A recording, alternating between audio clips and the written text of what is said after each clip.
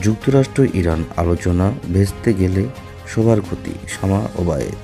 যুক্তরাষ্ট্র ও ইরানের মধ্যে শান্তি আলোচনা কোনো চূড়ান্ত সমাধানে না পৌঁছালে দুপক্ষের আলোচনার টেবিলে বসাকে ইতিবাচক অগ্রগতি হিসেবে দেখছে বাংলাদেশ সরকার। কূটনীতি ও সংলাপের মাধ্যমে সংকট সমাধানের উপর গুরুত্ব দিয়ে ঢাকা বলছে, এ ধরনের আলোচনা ব্যর্থ হলে বৈশ্বিকভাবে প্রতিটি দেশই ক্ষতিগ্রস্ত হবে। রোববার সন্ধ্যায় পররাষ্ট্র মন্ত্রণালয় সাংবাদিকের প্রশ্নের জবাবে কথা বলেন পররাষ্ট্র প্রতিমন্ত্রী শামা ওবায়েদ ইসলাম।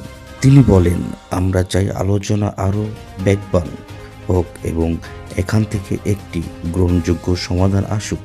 যদি তা না হয় তাহলে পরিস্থিতি আরও অবনতির দিকে যেতে পারে, যার প্রভাব সারা বিশ্বে পড়বে।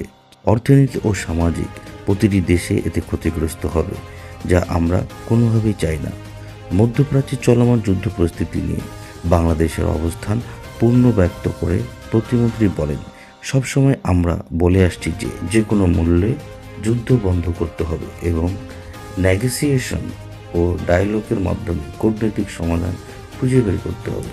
এই যুদ্ধ অবস্থায় সবচেয়ে বেশি ক্ষতিগ্রস্ত হচ্ছে সাধারণ মানুষ এবং বৈদেশিক অর্থনীতি।